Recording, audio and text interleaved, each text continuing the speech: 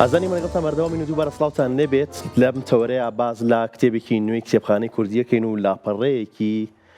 کتێبێکی نوێی کتێبخانەی کوردی هەڵەینەوە کە ڕۆمانی قاوەخانەی خوشتومڕە لە نووسینی نەجیب مەحفوظ کە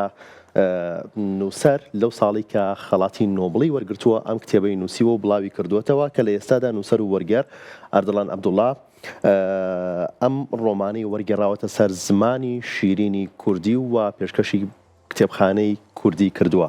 مامۆستاجان سڵاوت دەبێ و زۆر بەخێر بیت بۆ لە نێو بەرهەمەکانی نووسەر نەجیب مەحفوظە قاوەخانەی خوشتومڕەت هەڵبژارد کە بیکەیتە سەر زمانی شیرینی کوردی. دووبارە زۆر سپاستان دەکەم ئێوەی سەرکەوتن بۆ خۆتان و بەرنامەکەتان نەخوازم. نەجیب مەحفوظ یەکێکە لە نووسەرە گەورەکانی میسر و خۆڕەڵاتی ناوەڕاست ئەتوانم جیهانیش ئەو خاوەنی کۆمەڵی شاکاری گەورەیە لەوانە سێ شاکارە گەورەکەی سوکەریە بەینە القەسرەین قەسر شەوق و ئەم ڕۆمانشی بە ناوی قوشتومڕیان پێم باش و بیکەمە قاوەخانەی قوشتومڕ شکە باسی و قاوەخانەیەکە. ئەم ڕۆمانی لە ساڵی 1970 نووسیوە دوایین ڕۆمانیەتی هەر لە هەمان ساڵیشدا خەڵاتی نۆبڵ وەرەگرێت. من یەکێکم خۆم لە هۆگران و ینی عاشقانی ئەدەبی نەجیب مەحفوظ و توانم بڵێم بەشێکی زۆری ڕۆمانەکانی بخوێنێت و پێش چەند ساڵێکیش کتێبێکم لەبارەوە نووسی نەجیب مەحفوظ لە نێوان خۆڕەڵات و خۆراواندا. تر زۆر برادەرایەوە بۆ بەرهەمێکی ناکەی بە کوردی مادام خۆمە و کتێبەم و بوو لەبارەوە ئەم ڕۆمانەم هەڵبژارد. ئەمە دوای ڕۆمانیەتی دوایەوە کۆمەڵی کاریکە هەیە بەڵام ناچێتە قاڵبی ڕۆمانەوە. ڕۆمانی قاوەخانەی خوشتومڕ باسی 5 هاوڕێیەکات لە قۆناغی سەرەتاییەوە هاوڕێی یەکترن هەتا ئەو کاتەی تر گەنە پاییزی تەمەن و بەرەو مردنە ڕۆن. ناوەکەشی لە قاوەخانەیەکەوە هاتووە قاوەخانەی خوشتومڕ کە لە تەمەنی هەرزەکاریەوە ئەم 5 هاوڕێیە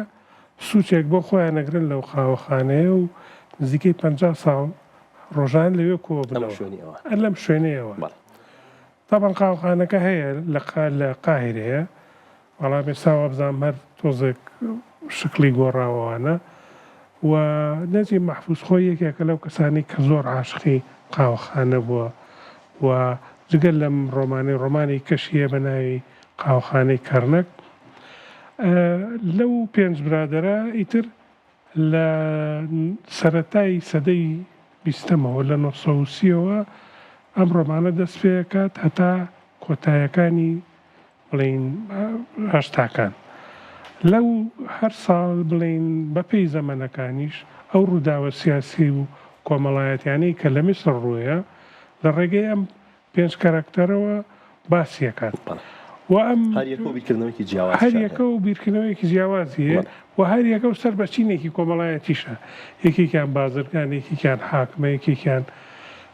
نووسەر و شاعر. تەنانەت گفتوگۆکانیان لەڕێی ئاینیش لە ڕووی ئاینیشەوە جیاوازە لە زۆر شتەوە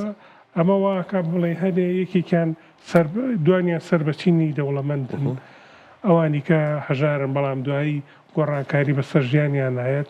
دواتر باسینەوەکانیشیانەکات لە پەناواشدا باسی ئەو ڕووداوە سیاسی گرنگانەی میسرەکە، باسی سەردەمی ڕژێمەکانەکە، سەردەمی پاشایەتی چۆن بووە ئەو قۆناغەکانی میسر خۆناغ بە خۆناغ لە ڕێگەی ئەم 5 هاوڕێیەوە باسەکە. دەڵام ئەو ساڵی کە ئەم کتێبی تیا بڵاوکراوەتەوە نووسەر نەجیب مەحفوظ خەڵاتی نۆبڵی وەرگرتووە. پێتان وایە کە ئەم ڕۆمانە لووتکەی ئەزمموی نووسین و فکری نووسەر بێت؟ خۆی ئەمە ئیتر وەک بڵێ دوا ئەزمموی خۆیەتی بەڵام ئەو بوو لە جیهاندا کۆمەڵێک شاکاری تریشی هەیە کە بڵین لە جیهاندا ناوی هەیە. بۆ نمونە و ناسراوترین ڕۆمانی ئەولاد حارەت نابڵێن کوڕانی گەڕک کە کراوە بە کوردیش ئەوە لەوە دوایی کێشەی زۆری نایەوە و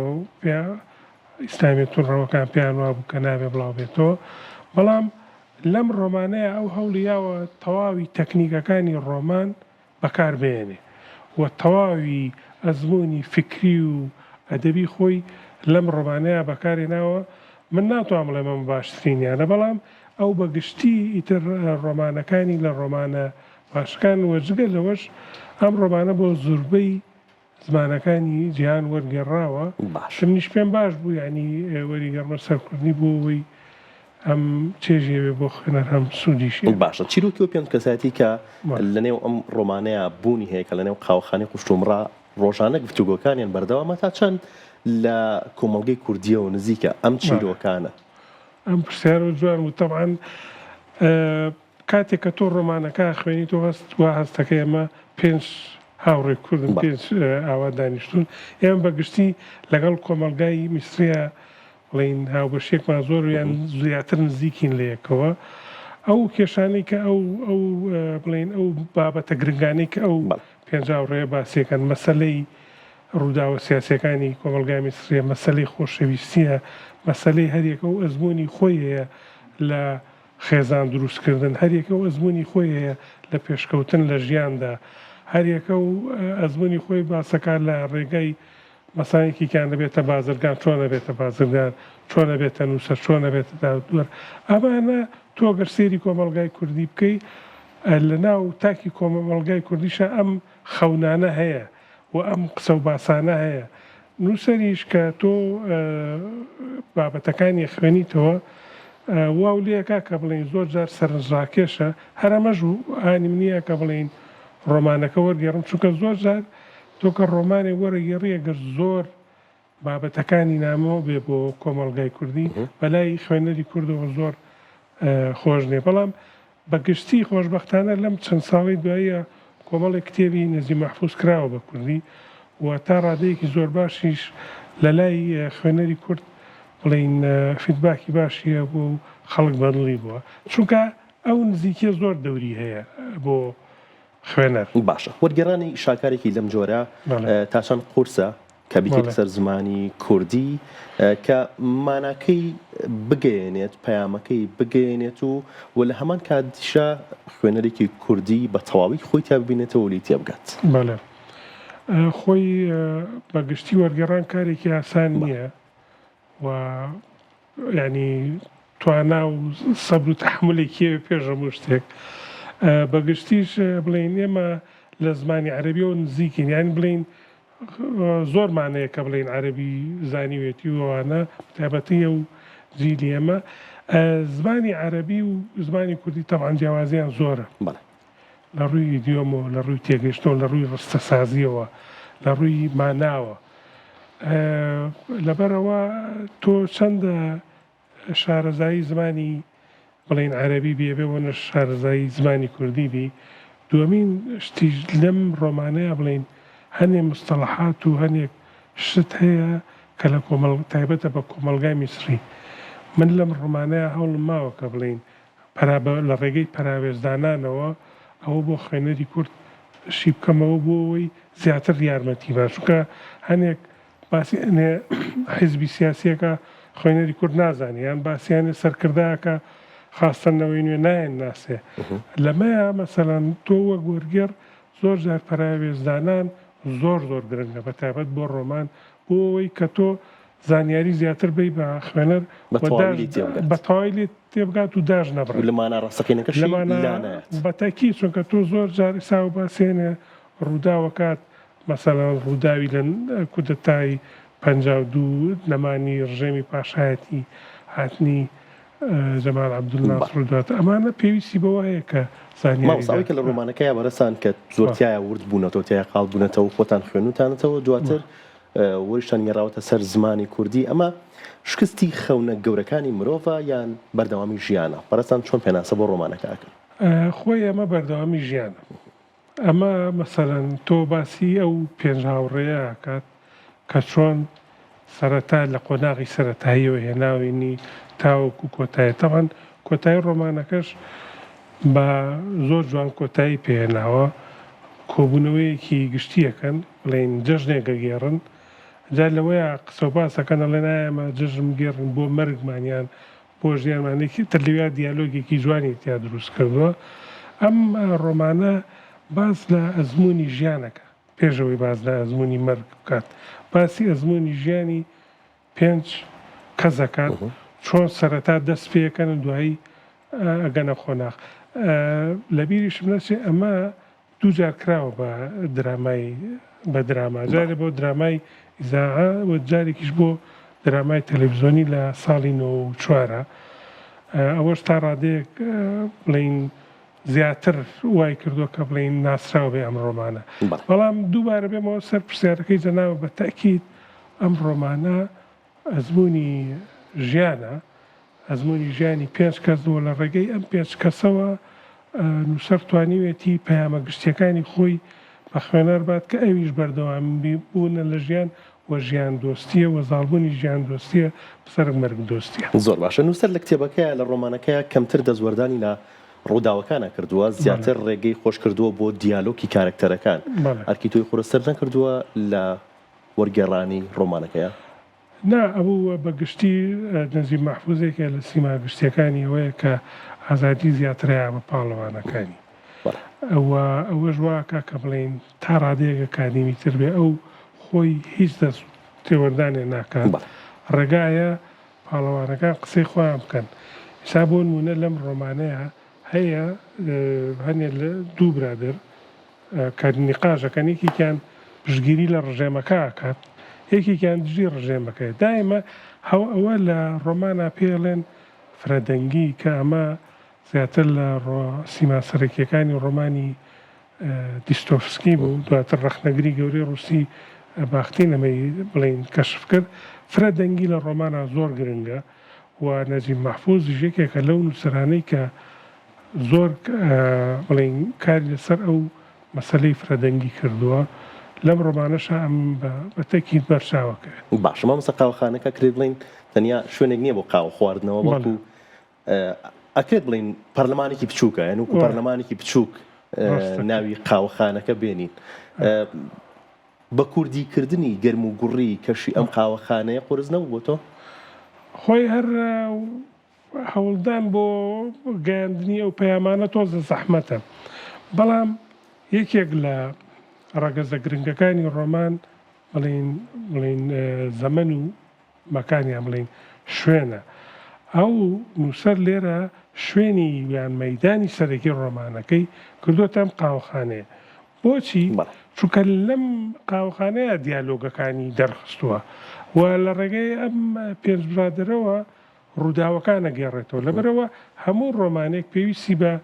مەیدانێکی سەرەکی هەیە ئەویش هەوڵی داوە لێرە ئەو مەیدانە سەرەکیە دیاریکە لەلایەکەوە ئێمە وەکو کورد بڵین خۆشمان بە تایبەتی گەنجەکان زۆر پەیوەندیمانەیە لەگەڵ قاوەخانە لەگەڵ چایخانە کە بڵین تا ڕادەیەک ئەوە هاوکاری منی کردووە کە بڵین جەوی گشتی ڕۆمانەکە بۆ خوێنەر وەرگێڕن و گوازم. باشە مامۆستا گیان بەڕێستان وەکو نووسەر وەکو توێژینەوە وەکو وەرگێڕان چ شتێکەیە کە هێشتا خەون بێت حەز بکەیت پێ بگەیت و هێشتا پێی نەگەشت بێت؟ وەڵا بە تەکید وەکو مرۆڤێک کۆمەڵە خەونمانەیە و ئینسانیش هەتا ئەو ڕۆژەیە مرێت هەر لە خەونی هەیە و بەس بەگشتی من هیوادارم یعنی بۆ خۆم بەنسبەت نەجیب مەحفوزەوە بتوانم ڕۆمانێکی تری وەرگێڕم و زۆر حەزیژەکەم بەداناوە چ ڕۆمانێکی چ کارێکی وەڵاهی لە مێشکمایە بەڵام جارێ ئێستا کاری ترم لەبەردەستایە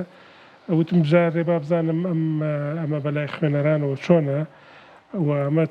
تەبعەن دووسێ هەفتەیە بڵاو بۆ تۆ لەلایەن ناوەندی ڕاهەندەوە چاپ بڵاو کراوەتەوە و دوایەوە تر بزانم لە داهاتووشا کۆمەڵی پرۆژەی ترم هەیە کە هیوادارم مەدڵی خوێنەران. باشە لە ئێستاە هیچ کتێبێکی ترت لەبەردەسایە کە وەک وەریگەڕێتە سەر زمانی کوردی؟ بەڵێ ئێستا من خۆم حالیەن ڕۆمانێکی نەمساوی نووسەرێکی نەمساویم وەرگێڕاوە بەڵام هێشتا چاپ نەبووە و لە ئێستاشدا خەریکی وەرگێڕانی ڕۆمانێکی نووسەرێکی ئەڵمانی مەمە لە بواری ئەدەبدا و لە بواری فکریشدا کۆمەڵێ چەمکی فکریم هەیە کە بڵین کاتی خۆی وەرم گەڕاوە ئێستاش کاری زیاتریان تیاکەم هیوادارم ئەوەش لەداهات چابێت. دەستە خۆش مامۆستا گیان مامۆستا چاپکردنی ئەم جۆرە کتێبانە وەرگێڕانی ئەم کتێبانە تا چەند گرنگە بۆ کتێبخانەی کوردی؟ وەڵای ئێمە کتێبخانەی کوردی بەڕاستی چەندە کتێب وەرگێڕین و چەندە دەوڵەمەندیکەین زۆر باشە بێت. من لەگەڵ ئەو قسەیەشانیم کە ئێستا یانەوێ بیکەنە قسەی باوکە باوی خوێندنەوەی کتێب نەماوە چکەوە وانە مرۆڤ هەمیشە پێویستی بە کتێب و بە خوێندنەوەیە و خۆشبەختانە ڕۆژ بە ڕۆژ کتێبخانەی کوردی دەوڵەمەند دەبێت ئەویش بە هەوڵ و تێکۆشانی نووسەران پاشان وەرگێڕان ئێمە چەند لە بتوانین خزمەتی کتێبخانەی کوردی بکەین هێشتا کەمە و بەو شێوەیەش دەتوانین خۆمان وەکو نەتەوەیەکی زیندوو پێشکەشی زیان بکەین و وەکو بڵێن ئەرکێک و مافێک بۆ نەوەی داهاتوو کە بتوانین شتێکیان بۆ بکەین ئەوان بەردەوام بن. باشە تا ئێستا حەز و بەدەمەوە هاتنی خوێنەران چۆن بۆ ڕۆمانی قاوەخانەی قوشتومڕ؟ وەڵاهی ناڵێم ئەمە هەمووی دووسێ هەفتەیەکە بەڵام ئەوەنیم لە ڕێگەی وەک بڵێ فەیسبووکەوە ئەوەنەی تا ئێستا ئەو فیدباکانی بۆ مات بێتەوە خوێنەر خوێنیان هەنێک خوێنەر خوێنیان تو بەڵێ هەیەیانە سەرنجیانەیە تێبینیانێت چونکە هەموو کتێبێک هەموو بەرهەمێک تەواو نییە وایە ڕەخنە لێگرتنە جار لە زمانەکەی لە ناوەڕۆکەکەی بەڵام بەگشتی هیوادارم بەدڵی خوێنەران بێت و خزمەتی دەستە خۆش مامۆستاگیان زۆر خۆشحاڵ بووین و زۆر بەخێر بیت و سوپاس بۆم کتێبەش کە پێشکەشی بەرنامەی کورسات مەگەزین و کتێبخانەی کورساتت کردووە. هیوادارم بەدڵتان بێت و جەنابی شتێکە توانین بیخوێنیت زۆر بە حەزەوە خۆم بۆ ئامادە کردو و بەڕاستی تقریبان شتێک لە ناوەڕۆکی کتێبەکە ئەزانم ئێستا بەدڵنیایی خوێنمەوە. هیوادارم بەدڵتان لە ئێستاشە بە خۆشحاڵی کە کتێبێکم بەردەسانیە کە بیخوێنمەوە ئەو لێ بەردەستمان بۆ تەواوم کردووە ڕێک ڕاستەخۆ دەسەکەم بەخوێنەوە ئەم کتێبە ئەم ڕۆمانەی کە بەڕێستان وەتەن گەڕاوتە سەر زمانی شیرینی کورد. زۆر سپاس دەکەم هیوای سەرکەوتنتان بۆ خوان. سپاس بۆ تۆ مامۆستاگیان زۆر بەخێر بێت. دەستە خۆش بێت.